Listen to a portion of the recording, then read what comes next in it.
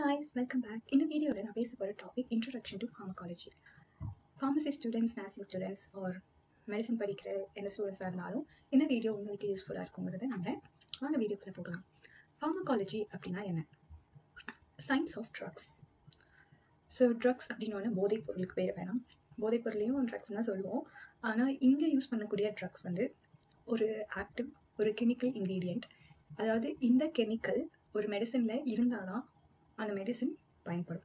For example paracetamol அசிட்டோஅமினோஃபென் அப்படிங்கிற அந்த ingredient இருக்கிறனால தான் ஃபீவர் அண்ட் பெயின் கம்மி பண்ணுது.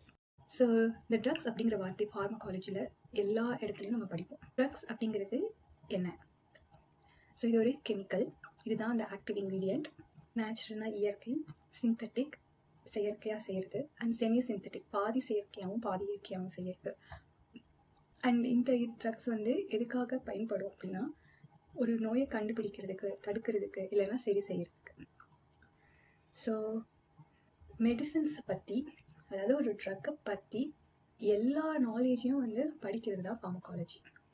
அண்ட் ஆல்சோ ஃபார்மகாலஜி மெயினாக என்ன சொல்லும் அப்படின்னா, இந்த ட்ரக்குக்கும் லிவிங் சிஸ்டம்ஸ், ஃபார் எக்ஸாம்பிள் நம்ம ஹியூமன், அனிமல்ஸ், இந்த மாதிரி லிவிங் சிஸ்டமுக்கும் ட்ரக்குக்கும் நடக்கக்கூடிய இன்ட்ராக்ஷன்ஸ் ஃபார்மகாலஜி படிக்கிறதுனால தெரிஞ்சுக்கலாம்.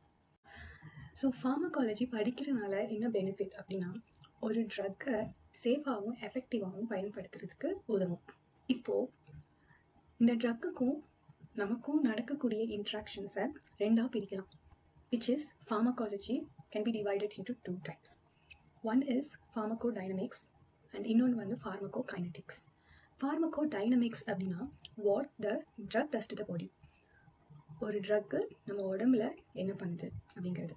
ஸோ இதில் என்னெல்லாம் அடங்கும் அப்படின்னா, physiological and biochemical effects of drugs. So physiology அப்படின்னா நம்ம உடம்புல ஒவ்வொரு ஆர்கனும் என்ன பண்ணும், ஒவ்வொரு செல்லும் என்ன பண்ணும், இதை பற்றி படிக்கிறது எல்லாமே ஃபிசியாலஜியில் வரும். ஸோ இந்த ட்ரக்கு ஒரு ஆர்கனில் போய் என்ன பண்ணுது, செல்லில் என்ன பண்ணுது அப்படிங்கிற மாதிரி.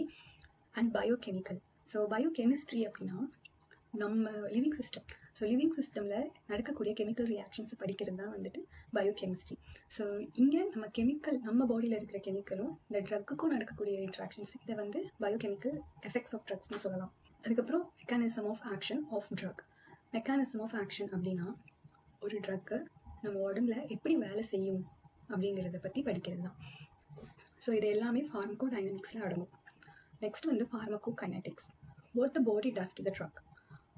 ஸோ நம்ம எடுத்துக்கக்கூடிய ட்ரக்கு நம்ம பாடி என்ன பண்ணும் அப்படிங்கிறது தான்.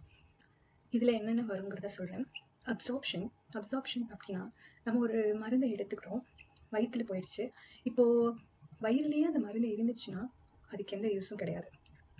ஸோ அந்த மருந்து மற்ற பிளேஸ்க்கு போகணும், அதாவது அது எங்கே போகணுமோ அங்கே போகணும், அதோட டெஸ்டினேஷனுக்கு அது போகணும். அது எப்படி போகும்?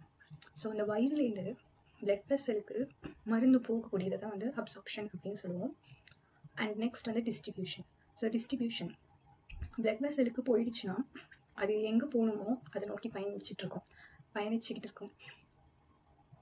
ஸோ அதுதான் distribution. So blood vessel, for example பைப்பை இமேஜின் பண்ணிக்கோங்க, அண்ட் தண்ணி அதில் போட்டு இமேஜின் பண்ணிக்கோங்க. அதில் ஏதாச்சும் நீங்கள் போட்டிங்கன்னா அது எவ்வளோ வேகமாக ஃப்ளோ பண்ணி போகும். அந்த மாதிரி நம்ம ட்ரக் அந்த பிளட் வெசலில் இருக்கக்கூடிய ரத்தத்தில் கலந்து ட்ராவல் பண்ணும்.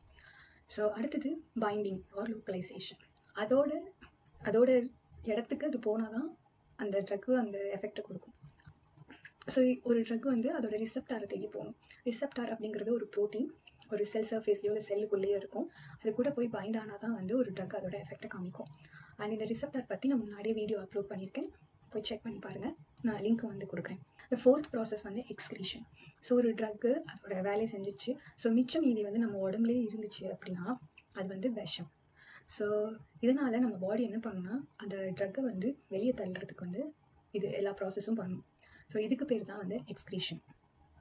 இந்த வீடியோ உங்களுக்கு யூஸ்ஃபுல்லாக இருக்குங்கிறத நம்புகிறேன். நீங்களும் யூஸ்ஃபுல்லாக இருக்கும்னு நினச்சின்னா கண்டிப்பாக லைக் பண்ணுங்கள், ஷேர் பண்ணுங்கள், அண்ட் என்னோடய சேனலை சப்ஸ்கிரைப் பண்ணிக்கோங்க. நெக்ஸ்ட் வீடியோவில் பார்க்கலாம். பாய்.